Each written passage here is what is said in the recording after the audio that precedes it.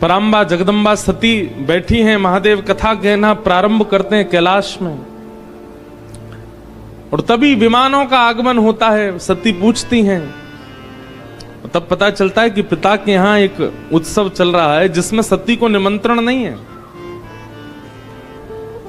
सती कहती हैं कि पिता के यहां, मित्र के यहां, गुरु के यहां तो बिना बुलाए जाना चाहिए। महादेव कहते हैं अच्छी बात है, बिना बुलाए जाना चाहिए, पर यह बात याद रहे वहां जाकर के यदि विवाद होता हो तो नहीं जाना चाहिए। हमें पता है कि हमारे जाने से, हमारी उपस्थित होने से वहां विवाद हो जाएगा, तो फिर क्यों जाना। लेकिन बहुत समझाया, सती नहीं मानी। अब सती का भी स्वभाव ऐसा माताओं का रहता ही है कि पति में और पिता में ज्यादा दिन कलेश रहे ना, मैं बीच में आके कुछ सुलह करवाऊं। सती गई, महादेव ने गणों को भेजा, क्योंकि पता था कि महादेव कौन है, दिव्य दृष्टि है उनकी, वे जानते हैं कि वहां उपस्थित होने से कलेश होगा, इसीलिए गणों को भेजा। और सब कथा आपको पता है कि वहां जाते ही जब देखा कि किसी ने भी प्रेम से चर्चा तक नहीं की, पिता ने तो मुंह फेर लिया सती को देख करके, केवल मां ने बैठ करके बात की। यज्ञ दर्शन करने के लिए जब गई और जब वहां महादेव का स्थान नहीं देखा, क्रोध में भर गई सती, और जितने देवता आए थे सबको सुनाने लग गई। बोले आपको विष्णु नहीं दिखाई दे रहे हैं, ब्रह्मा नहीं दिखाई दे रहे हैं, वे दोनों क्यों नहीं आए? क्योंकि महादेव का स्थान नहीं है, और आप लोग यहां मुंह उठाए चले आए सब।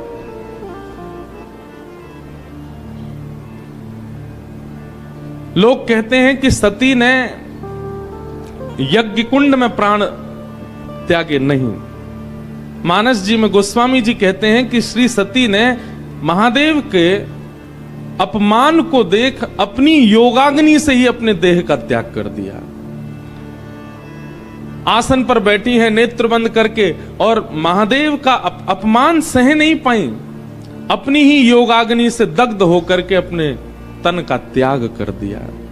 और करना ही था, क्योंकि महादेव त्याग जो कर चुके हैं सती का, अब स्वीकार तो करेंगे नहीं। तो सती ने भी गांठ बांधी है कि अब इस तन से तो मुझे स्वीकार करेंगे नहीं, अब दूसरा तन ही धारण मुझे करना पड़ेगा। पर योगाग्नि से अपने शरीर को त्याग रही हैं सती,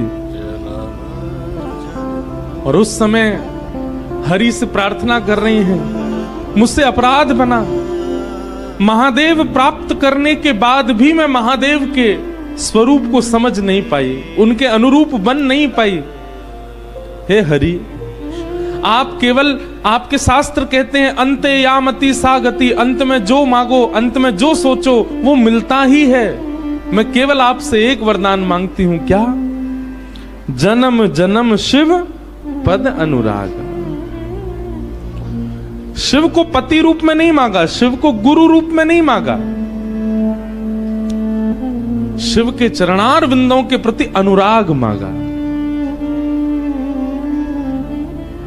सती ने ऐसा नहीं कहा है कि वो अगले जन्म में शिव अर्धांगिनी ही बनकर के आए, बस वो जहां भी रहें वहां से ही शिव के चरणों के प्रति उनका अनुराग हो, ये मांगा।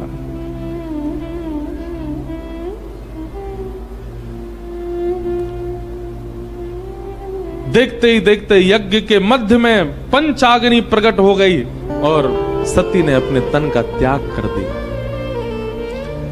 गण दौड़े दौड़े गए, जाकर के महादेव को जैसी बताया। महादेव तो जानते ही थे कि ऐसा होना है। गणों को आज्ञा कर दी, जाओ यज्ञ विध्वंस कर दो। यज्ञ का विध्वंस हुआ। दक्ष का सर धड़ से अलग कर दिया, नंदी का श्राप पूरा किया।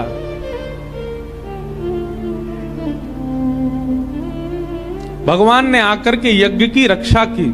नारायण भगवान ने आकर के शिव के क्रोध को शांत किया। बोले यज्ञ विध्वंस मत करो, हम तो यज्ञ की रक्षा के लिए आते हैं पृथ्वी पर। महादेव सती के श्री विग्रह को लेकर के प्रस्थान करने लगे। जहां जहां अंग गिरते गए, वहां वहां योग पीठ प्रकट होती गई। संपूर्ण भारत को पवित्र कर दिया सती ने।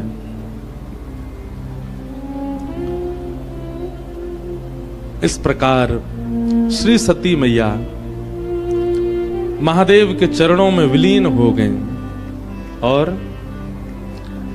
अंत में मांगा गया वरदान सती को फलीभूत हुआ। कैसे?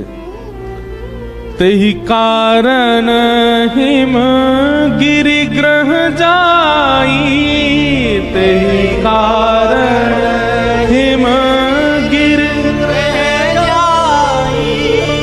जनमी पार्वती तन पाई, जनमी पार्वती तन पाई। वही सती अपने अंत में जब शिव चरणारविंदों की कामना करती हैं, अगले जन्म में वही हिमाचल की पुत्री, हिमालय की पुत्री पार्वती के रूप में प्रकट हुई।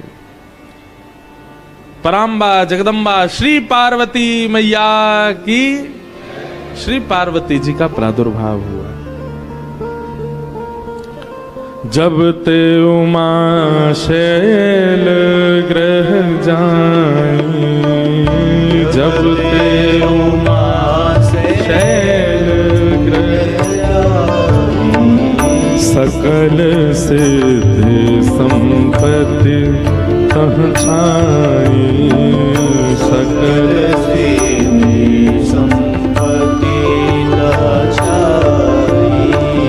जहाँ तहाँ मुनिन सुआश्रम कीन्हे, जहाँ तहाँ मुनिन सुआश्रम कीन्हे, उचित वास हिम भूदर दीने, उचित वास हिम भूदर दीने, उचित वास हिम भूदर दीने, उचित वास हिम भूदर दीने।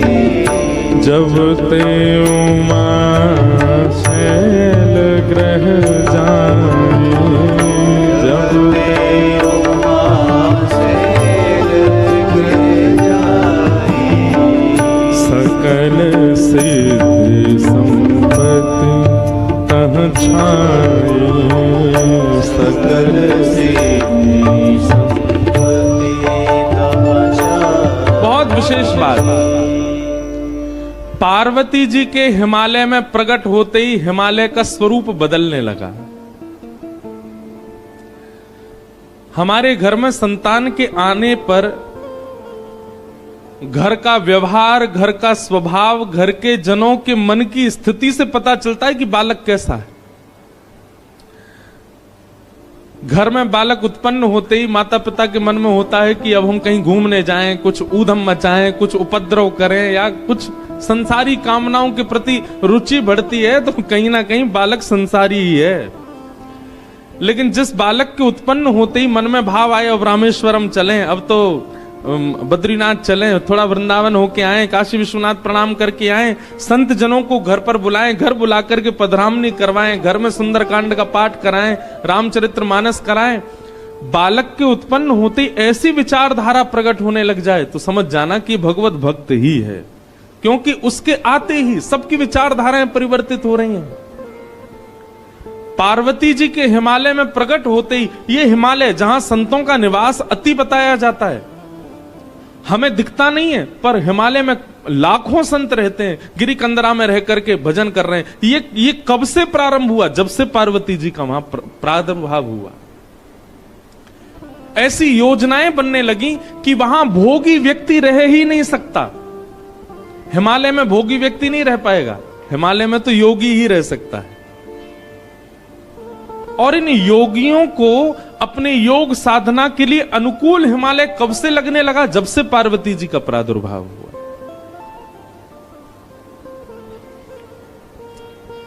तो कई बार संतान घर में उत्पन्न हो, उस समय घर के सदस्यों की विचारधारा से पता चल जाता है कि संतान कैसी है।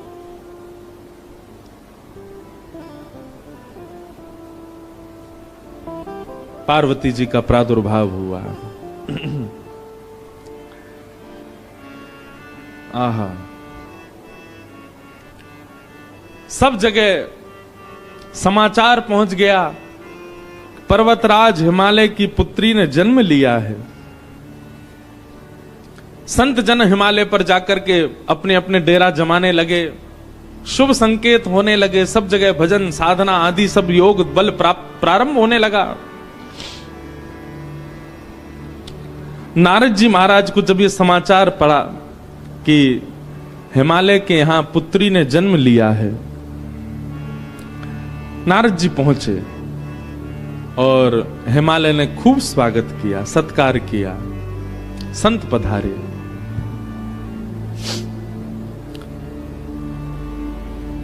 चरणों में प्रणाम करके अपनी कन्या को जैसे ही गोद में दिया,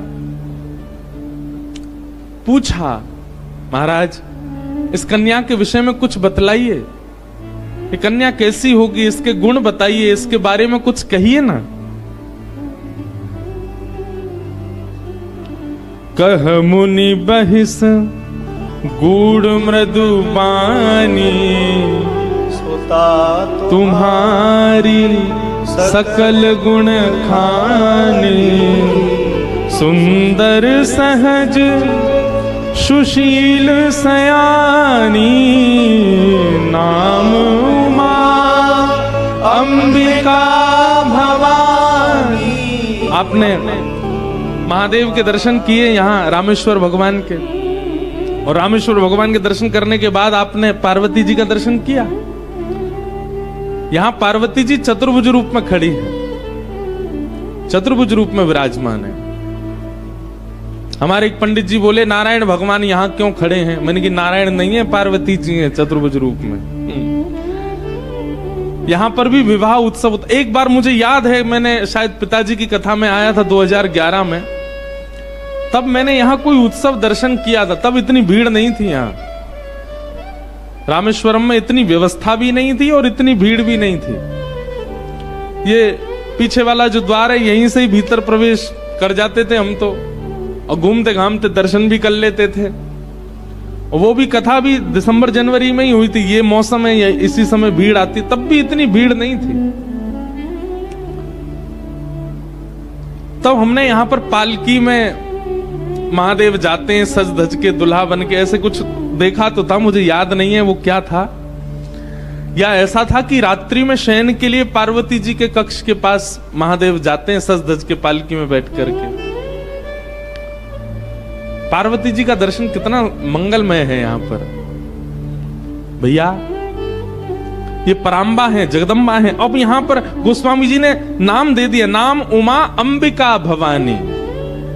ये भवानी है, पूरे विश्व की मैया हैं, इनको प्रणाम करो, वंदन करो। सब लक्षण संपन्न कुमारी, होई संतत पिय ही प्यारी। आपकी इस लाली में सारे गुण हैं, सर्वगुण संपन्न है आपकी कन्या। और सबसे विशेष गुण पर प्रकाश डालते हुए नारद जी महाराज कहते हैं, आपकी जो ये लाली है ना, ये ब्याह के बाद अपने पति की अति प्रिय होगी। इनके जो पतिदेव होंगे वो इनसे बहुत प्रेम करने वाले होंगे, इसलिए आप बिल्कुल चिंतित मत होइए। आपकी लाली में सारे गुण ही गुण हैं। हिमालय महाराज बोले, आप तो गुणी गुण बताते जा रहे हो, कोई अवगुण नहीं है क्या? बंधु एक बात बहुत ध्यान से सुनो, सब लोग इधर देखो। पृथ्वी पर यदि आप जन्मे हो तो यह बात निश्चित है कि आपके अंदर अवगुण होगा ही होगा। चाहे वो कोई वक्ता हो, चाहे वो कोई मठाधीश हो, चाहे वो कितना भी बड़ा वेदज्ञ हो, चाहे वो कितना भी बड़ा नेता हो, चाहे कोई भी क्यों ना हो, इस संसार में यदि हम घूम रहे हैं, जन्म लेकर के विचरण कर रहे हैं, इस गुरुत्वाकर्षण में हम लोग चिपके हुए हैं, तो इसका मतलब ये निश्चित है कि हमारे अंदर अवगुण है। कोई सर्वगुण संपन्न नहीं है इस संसार में, सबके अंदर अवगुण होते हैं। गुण ज्यादा होते हैं तो स्वर्ग में रहा जाता है। अगर हम लोग अवगुण रहित हो जाएं, हमारे सारे अवगुण नष्ट हो जाएं, तो पृथ्वी का गुरुत्वाकर्षण हमको पकड़ नहीं पाएगा, हम उड़ने लगेंगे आकाश में।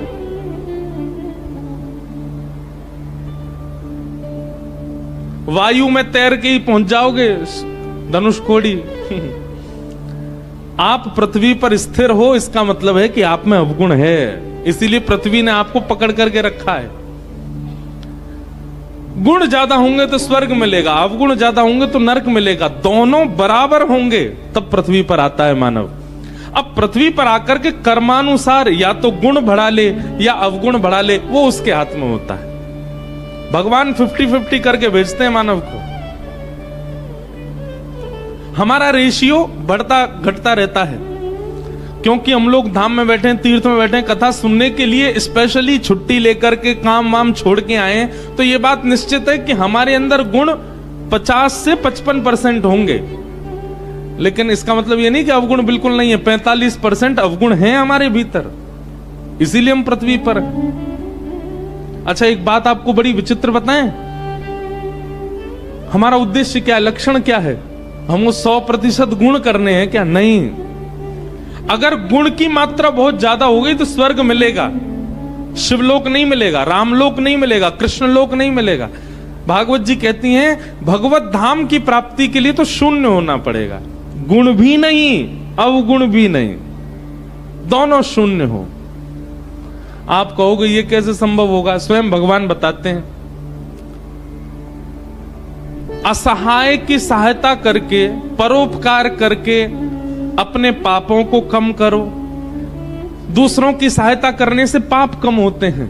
और उपस्थित भोग भोगने से, जैसे ब्याह कर लिया, धन हो गया तो गाड़ी खरीद ली, बढ़िया घर बना लिया, ये उपस्थित भोग हैं। इन उपस्थित भोगों को भोगने से पुण्य कम होते हैं। अब आप कहोगे ये शून्य हो गए, ये कैसे पता चले? जित देखूं उतित श्याम मई है, जिसको देखो उसमें ही राम जी दिखने लग जाएं, जिसको देखो उसमें ही गुण दिखने लग जाए, समझ जाना पाप और पुण्य दोनों शून्य हो गए। बहुत विस्तृत है ये भाव, हमने सूक्ष्म में सुना दिया है। हिमालय जी बोले आपने तो पार्वती जी में सारे गुण ही गुण बता दिए, हमारी लाली में कोई अवगुण नहीं है।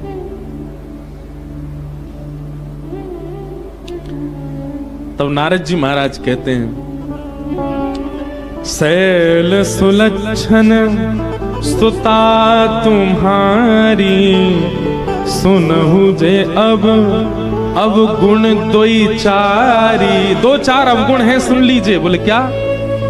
अगुण अमान मातु पितुहीना, उदासीन सब संशय छीना।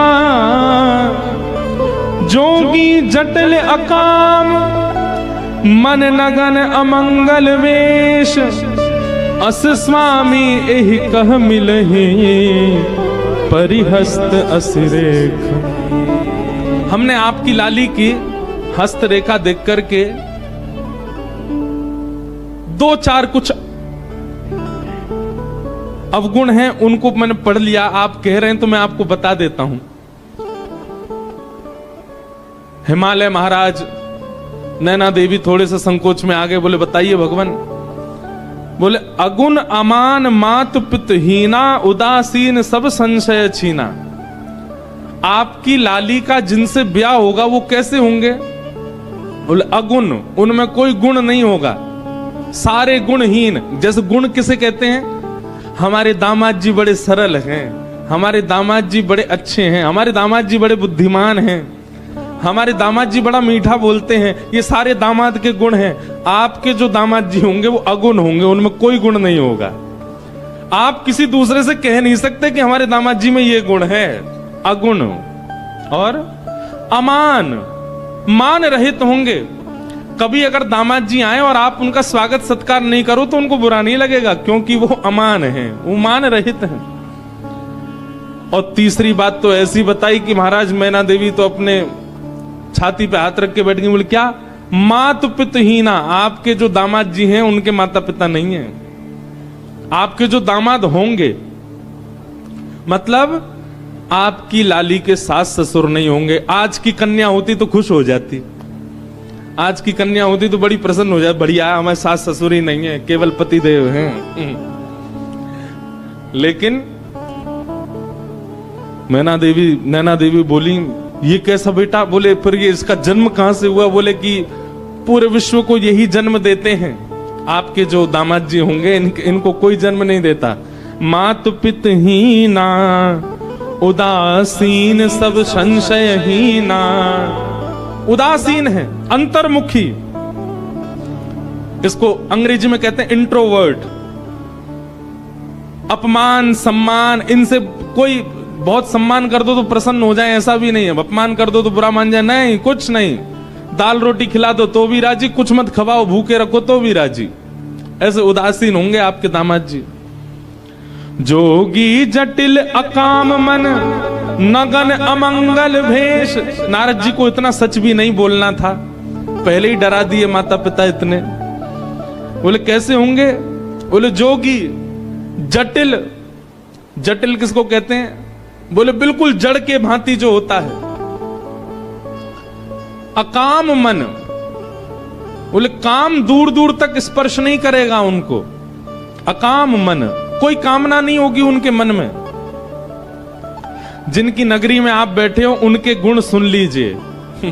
अकाम मन और नगन अमंगल भेष। सब लोग सावधानी से सुनो। बोले कैसे होंगे जिनसे इनका ब्याह होगा? बोले नग्न। वस्त्र पहना दो तो ठीक, नहीं पहनाओ तो कोई बात नहीं।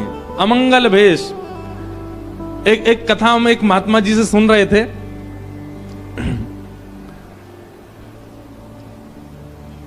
प्रभु श्री राम जब चित्रकूट पहुंचे तो चित्रकूट को देख करके राम जी को बहुत अच्छा लगने लगा। बोले ये बहुत बढ़िया जगह है। लक्ष्मण जी से कहा, लक्ष्मण जी तुम जाओ, जाकर के यहां कोई राजा हो या इस नगर के कोई स्वामी हो, उनसे एक बार परमिशन ले लो कि हम यहां रह लें, और अगर वो कह दें कि रह लो तो कैसे रहना है, उसका कुछ नियम हो तो बता दें। लक्ष्मण जी महाराज चित्रकूट में विचरण करते करते जैसे ही गए, इतने में ही महादेव आ गए वहां पर। और महादेव एक जोगी के भेष में बैठे थे और दूर दूर तक तो कोई मानव दिखा नहीं। लक्ष्मण जी ने जैसे ही महादेव को देखा तो महादेव को देख करके उनको लगा, वो पहचान नहीं पाए कि महादेव हैं, उनको लगा कोई मानव दिखा तो।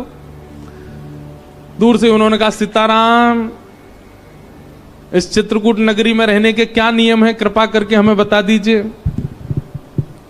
तो वर्णन करते हैं कि महादेव अपनी जीभ निकाल करके और अपने गुप्तांगों को पकड़ करके नृत्य करने लगे, उछल उछल करके। लक्ष्मण जी देख करके भयभीत हो गए। बोले कि भैया जी कैसा व्यक्ति है? हमने तो इनसे पूछा कि यहां कोई नगर वासी हो तो बताओ, उसके बारे में कुछ बताओ। ये कैसे जीभ पकड़ करके और अमंगल स्थान का स्पर्श करके नृत्य कर रहे हैं हमारे सामने? लक्ष्मण जी को क्रोध तो आया कि थोड़ा हम कुछ लड़ाई झगड़ा कर लें, मारपीट करें, इस प्रकार से हमारा अपमान कर रहे हैं। पर उन्होंने सोचा कोई नहीं, राम जी से जाके एक बार बता दे। दौड़े दौड़े लक्ष्मण जी आए। बोले पूरे नगर में कोई तो मिला नहीं हमको, एक जोगी मिला। राम जी बोले अच्छा, तो जोगी ने क्या किया? बोले हमने उससे पूछा कि भैया ये नगर में कौन, यहाँ के राजा, यहाँ रहने का क्या नियम? वो तो अपनी जीभ पकड़ करके और ऐसे अपने गुप्त स्थान को पकड़ करके नृत्य करने लगे। राम जी जोर से हंसे। लक्ष्मण जी को हृदय से लगा के बोले, अरे तुमने साक्षात महादेव का दर्शन किया है। साक्षात महादेव है, उनके रूप को पहचानना बहुत मुश्किल है। बोले महादेव थे तो इस प्रकार से कौन नृत्य करता है? राम जी बोले, भैया तुम समझे नहीं, समझदार को इशारा काफी। वो इशारा करके बता रहे थे। उन्होंने कहा कि इस नगरी में यदि रहना है तो सबसे पहले जीभ पकड़ी। बोले वाणी वेगम, अपनी जीभ को वश में रखना, रसना को वश में रखना, ज्यादा बहुव्यंजन पाने की इच्छा मत रखना। जीभ पकड़ करके उन्होंने वह बताया। और दूसरी उन्होंने हमको आज्ञा की है कि भाई वनवासी बने हो, वन में रहने के लिए आए हो, तो अपने काम पर भी विजय प्राप्त कर लेना। इन दो चीजों पर विजय प्राप्त करके वन में रहा जा सकता है, ये संकेत किया है उन्होंने लक्ष्मण। तुम समझ नहीं पाए। लक्ष्मण जी तो बड़े भाव लोग, बताओ महादेव सामने आए, मैं उनको पहचान भी नहीं पाया। राम जी ने दूर से सुनकर के बता दिया कि वो महादेव हैं। तो ऐसे हैं महादेव। अगर किसी की बहुत प्रबल इच्छा हो कि मैं महादेव का प्रत्यक्ष दर्शन करूं, तो संसारी व्यवहारों से पहले अपने आप को ऊपर ले जाना, क्योंकि महादेव प्रकट होंगे, उनके आव भाव गुण स्वरूप को समझ पाना बहुत मुश्किल है, हर कोई नहीं जान पाएगा। नारद जी महाराज बोले, जोगी जटिल अकाम मन नगन अमंगल भेष, ऐसा भेष होगा आपके दामाद का। अस स्वामी एहि कह मिलहि परी हस्त अरि रेख, मैंने इनकी हस्त रेखा देख करके ये पहचान लिया है।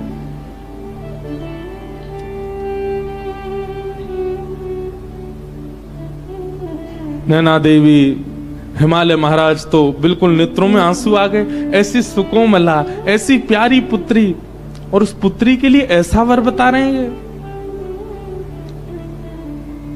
नारद जी कुछ करिए ना। ये तो पूरा माता पिता को जीवन भर यही प्रतीक्षा रहती है कि हमारी बेटी कितनी भी सुंदर हो, कितनी भी योग्य बने, पर उसका दामाद, उसका जो पति हो वो बहुत सुंदर आवे, बहुत सहज आवे, उसके अनुकूल आवे। आप कैसा बता रहे हैं? हमको तो बड़ी घबराहट हो रही है मन में।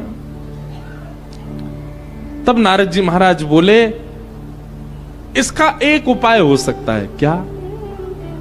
बोले, जितने गुण लक्षण हमको पार्वती जी की रेखा देख करके और इनके मस्तिष्क को पढ़ करके दिख रहे हैं, ये सारे गुण लक्षण यदि किसी दैव पुरुष में हो और उनसे इनका ब्याह हो जाए तो मंगल हो जाएगा। यदि ये सारे अवगुण किसी मानव में होंगे तो वो मानव उचित नहीं है, लेकिन ये सारे गुण लक्षण अगर किसी देव में हो और उनसे इनका ब्याह हो जाए तो मंगलकारी होगा। हिमालय बोले, ये सारे अवगुण किसमें हैं? बोले, इनको अवगुण नहीं है, ये अवगुण संसार में हो तो अवगुण है, पर यही अवगुण यदि किसी देव में चले जाएं तो सारे सद्गुण बन जाते हैं। और ये सारे अवगुण जो यहां सुने गए हैं सब महादेव में घटित होते। महादेव ऐसे ही हैं। अगर महादेव आपकी पुत्री को स्वीकार कर लेंगे तो इनकी हस्तरेखा और इनकी जन्म कुंडली भी सत्य हो जाएगी, और देव भी नहीं, महादेव प्राप्त हो जाएंगे। लेकिन उसके लिए आपकी पुत्री को तप करना पड़ेगा। महादेव की प्राप्ति ऐसे नहीं हो जाएगी।